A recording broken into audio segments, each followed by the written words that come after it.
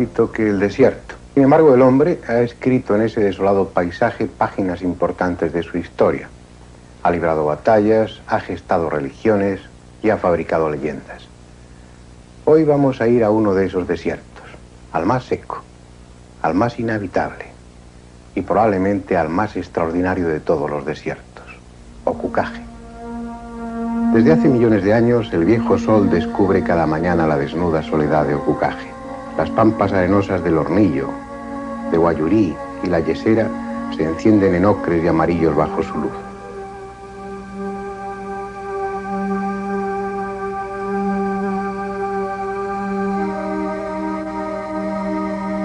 Como tantos otros desiertos, este tuvo un pasado diferente. Fue primero mar y luego, al retirarse el Pacífico, marisma, en la que los cerros de ahora fueron islas habitadas por los grandes saurios. Dicen que el hombre vino a América hace 30 o 40.000 años, por arriba, donde ahora está el estrecho de Bering, y que tardó milenios en llegar a esta tierra torturada y seca del sur. Tal vez no fue así, como luego veremos, pero lo cierto es que ese hombre de pretendido origen asiático sintió, quién sabe por qué, la fascinación que el desierto ejerce sobre algunos y se quedó.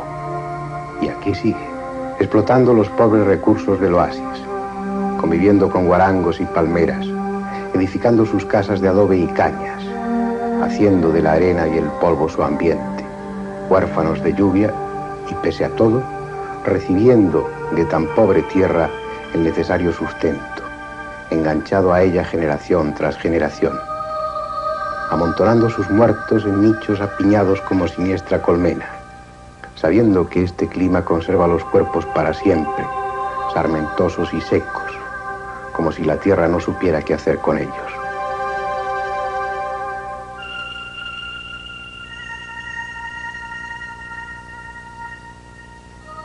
Por eso, estos cementerios del desierto no parecen tales, sino almacenes de la muerte, que tal vez impíos arqueólogos del futuro descubran como los de ahora descubren los viejos cementerios de las culturas Nazca, Paracas o Ica.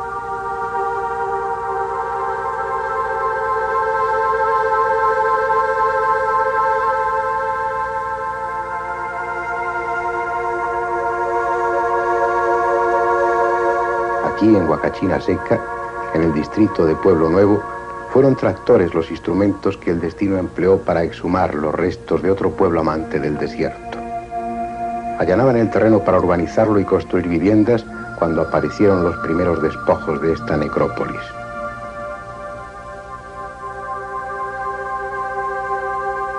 A las pocas horas, los huaqueros, esos profanadores de tumbas antiguas, ya estaban excavando en busca de vasijas, de adornos, de chaquiras, de todo ese material que acompañaba a los enterramientos y que hoy constituye un mercado del que muchos peruanos viven. Cuando los arqueólogos han conseguido los medios necesarios para su trabajo, ya queda poco por hacer. Los huaqueros han saqueado la mayoría de las tumbas sin el menor cuidado. Nosotros pudimos financiar varios días de excavaciones.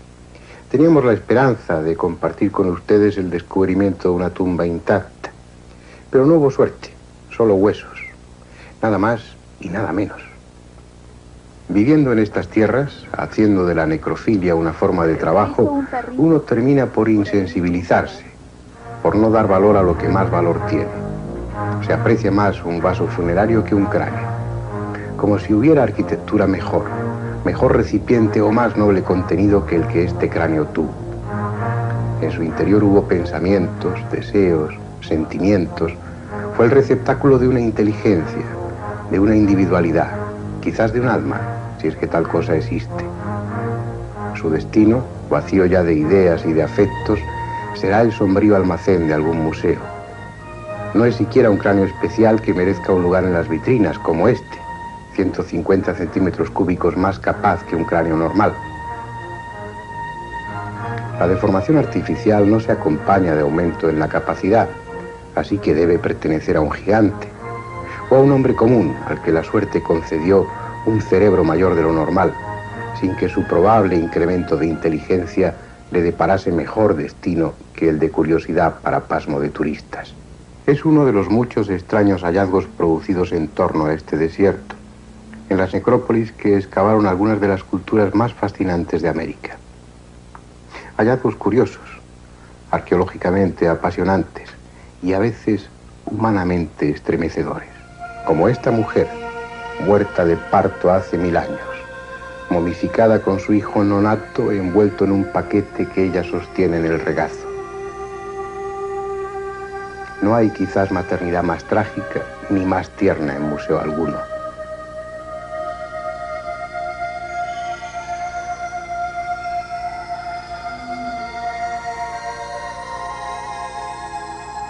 Hay algo de morbosa complacencia en la contemplación de las momias, en la observación de sus cuerpos apergaminados y secos. Para el arqueólogo son piezas inestimables, porque dan información precisa sobre el atuendo, costumbre y creencias de aquellos pueblos desaparecidos. Para el visitante ocasional, cuenta más el aliciente de penetrar en uno de los más íntimos secretos, de tener acceso al último reducto de la individualidad que es el propio cadáver. Otros los contemplamos intrigados, como si en el gesto o en las cuencas vacías pudiera encontrarse alguna información sobre los testimonios de su técnica que nos dejaron y que plantean 1000 incógnitas. Una de ellas, los propios tejidos con los que esos pueblos envolvían a las momias. Porque allí, en ese desierto y en las márgenes de los escasos ríos que lo atraviesan, se desarrolló una de las extrañas culturas peruanas capaces de alardes técnicos que hoy nos desconciertan. Hace 2000 o 2500 años, puede que muchos más, en la misma época en que otros pueblos experimentaban la locura de la piedra, los hombres de la cultura paracas enfermaron de la locura de las telas y se dedicaron a tejer mantos increíbles. Los más comunes de algodón medían a veces 20 y 30 metros de longitud, lo que da una idea de su industria, pero lo extraordinario es que medían hasta 4 metros de anchura, lo que hoy, pese a nuestros modernos telares, resulta prácticamente imposible. El otro problema que plantean estos mantos es el del material en sí. Una sola tumba de la cultura paracas requería todo el algodón producido por 6000 metros cuadrados de cultivo, lo que en un terreno tan escasamente fértil como aquel resulta más que paradójico e incomprensible. A pesar de todo, esos mantos extraordinarios eran apenas nada comparados con otros especiales que ellos tejían, unos mantos insólitos, sin paralelo en cualquier otra cultura del pasado. Hemos de conformarnos con su recuerdo y con escasas fotografías, porque la luz de los focos sería suficiente para dañarlos irreparablemente. Los hacían con trama de algodón, bordada con lana de alpaca o de vicuña, consiguiendo hasta 190 matices distintos de color. Utilizaban además hilos de oro y de plata, cabellos humanos, pelos de murciélago y hasta casi invisibles pelos de vizcacha, la chinchilla de los Andes.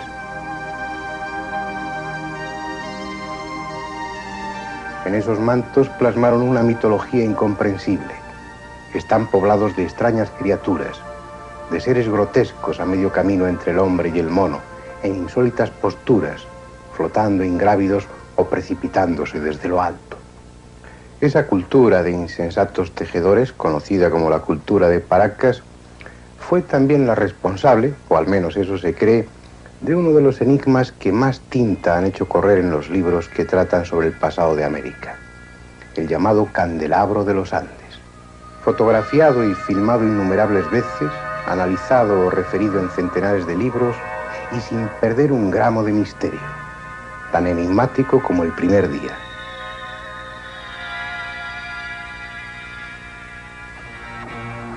Está en las inmediaciones del desierto, dibujado o excavado en una duna de la punta Pejerrey, en la costa de Pisco, visible desde el aire y desde el mar, como si quienes lo trazaron hubieran tenido claro interés en que no pasara desapercibido.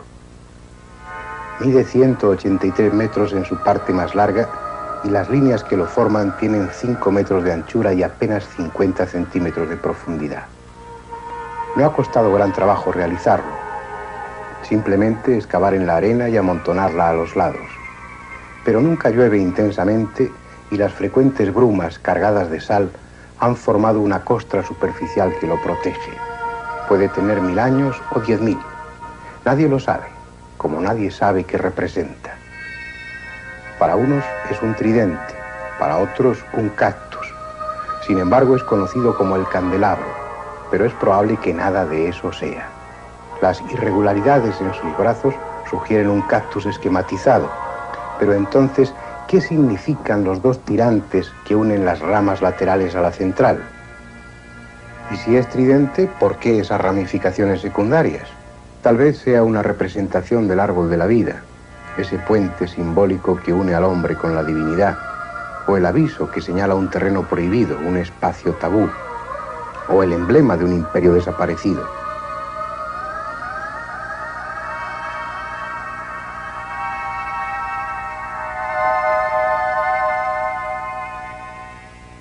Puede que guarde relación con los geoglifos de Nazca, esas célebres pistas y dibujos que cubren la pampa colorada, también en las márgenes del desierto y también, como el llamado candelabro, pendientes de explicación.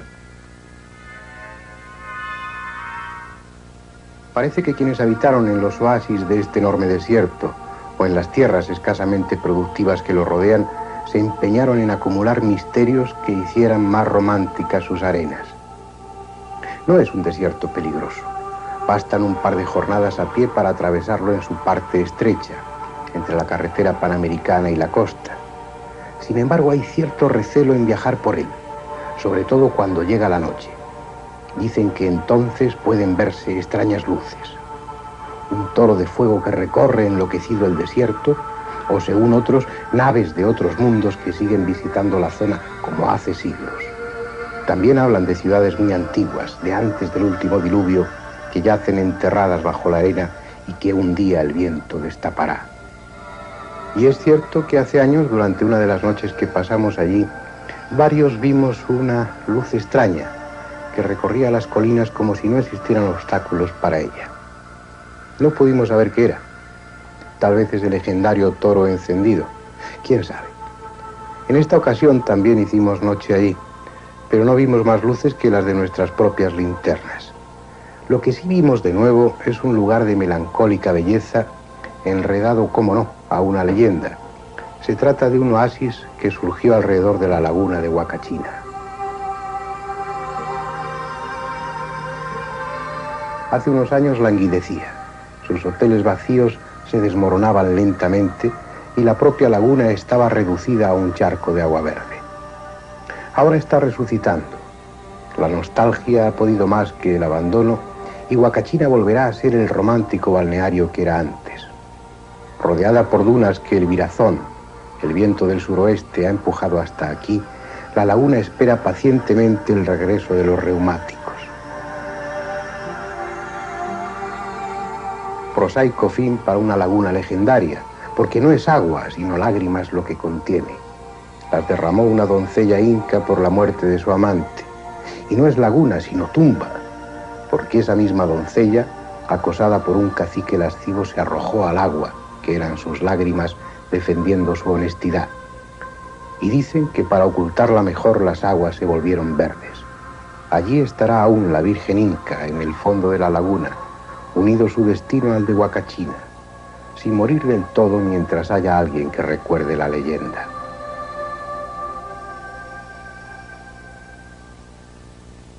En ese desierto de Ocucaje, rodeado por necrópolis debidas a las culturas más fascinantes del Perú, habitado en sus oasis por gentes tenaces y rico en leyendas, hay también el testimonio de un pasado remoto, los restos de una época que es 100 millones de años vieja. Hallazgos que vamos a compartir con ustedes, filmados por vez primera y que probablemente obliguen a cambiar la historia de ese continente y la historia de todo el planeta. Algunos de los que formábamos el equipo ya conocíamos el desierto en su aspecto paleontológico.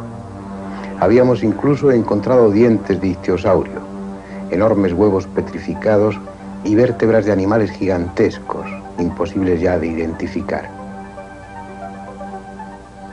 En esta ocasión íbamos acompañados por el doctor Cabrera. el protagonista del apasionante y controvertido tema de las piedras de Ica. Según él, en esas piedras, supuestamente grabadas por una remotísima humanidad que convivió con los saurios hace 100 o 150 millones de años, está indicado que muchos de esos animales, considerados como reptiles, no fueron tales, sino anfibios, y por tanto no nacían de los huevos totalmente formados, sino que sufrían después una metamorfosis hasta llegar a su forma definitiva, como sucede con las actuales ranas. Él nos guiaba para mostrarnos en un cerro del desierto lo que pensaba que era el fósil de una larva de dinosaurio. El camino ascendente nos dejaba ver distintos estratos geológicos, diferentes formas minerales que sugerían una época de convulsiones, de grandes cataclismos telúricos. Al fin llegamos al lugar señalado por Cabrera. Allí, marcado con unas lajas de piedra caliza, estaba el fósil. Pertenecía a un animal fusiforme, un pez, o como sugería el médico de Ica, la larva de un viejo saurio.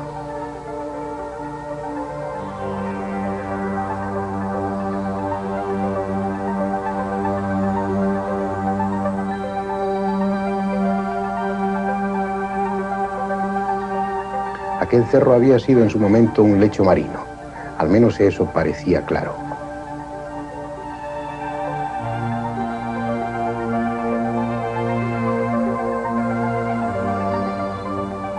Aún más arriba encontramos lo que parecían huevos de grandes saurios. No se trataba de bombas volcánicas y estaban agrupados. Además, huevos petrificados de esa época remota son frecuentes en aquella zona. Cerca de ellos, y también en la superficie del terreno, estaban los restos igualmente petrificados de un enorme animal provisto de 2 cuernos o colmillos aún reconocibles, y lo que parecía el nacimiento de un tercero entre ambos. Puede que un triceratops, o un simple y reciente mamut.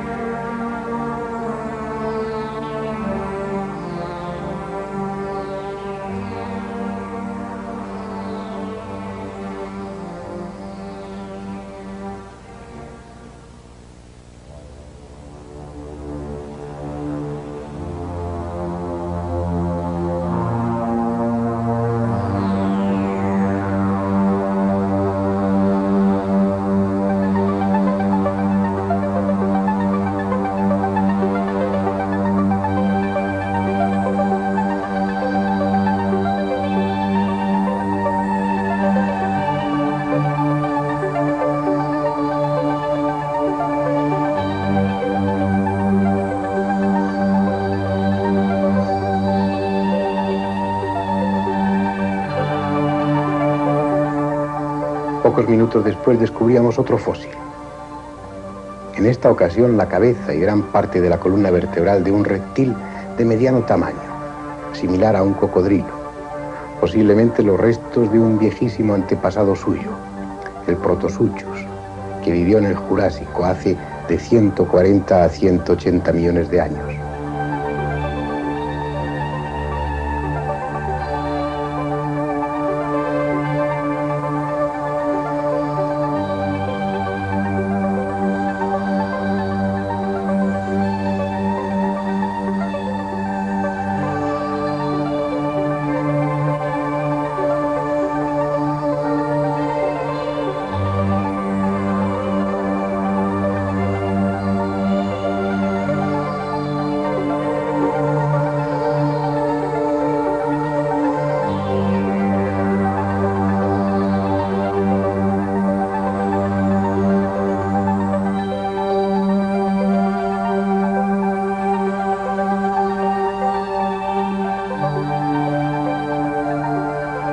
Y aún en una quebrada cercana, la erosión había dejado al descubierto el fósil de un animal gigantesco que no pudimos identificar.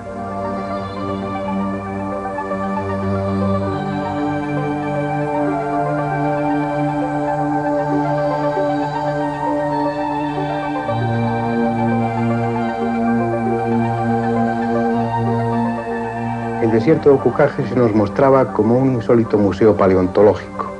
Por una especie de milagro geológico, los fósiles no estaban en estratos profundos, sino en la superficie misma del terreno.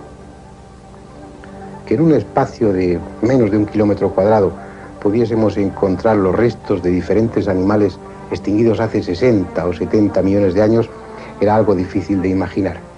Algo que no habríamos creído si fuese otro el que nos lo contase. Como tampoco habríamos creído que en ese lugar veríamos lo que ustedes van a ver a continuación.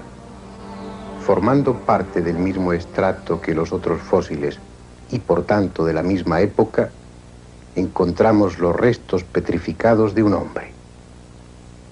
Aunque prácticamente deshecho, la columna vertebral y algunos huesos largos eran perfectamente reconocibles. Un hombre o un homínido muy evolucionado que convivió con los grandes saurios.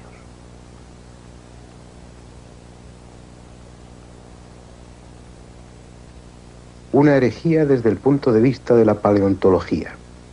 Algo tan imposible como encontrar un reloj de cuarzo entre los restos de una cueva prehistórica. Sin embargo, todo parece indicar que es cierto, que hace no menos de 60 millones de años existían criaturas como nosotros. Ahí está, sobre un cerro del desierto, esperando a los paleontólogos, si es que alguno se atreve a correr el riesgo de trastornar todo cuanto se ha escrito sobre el pasado del hombre.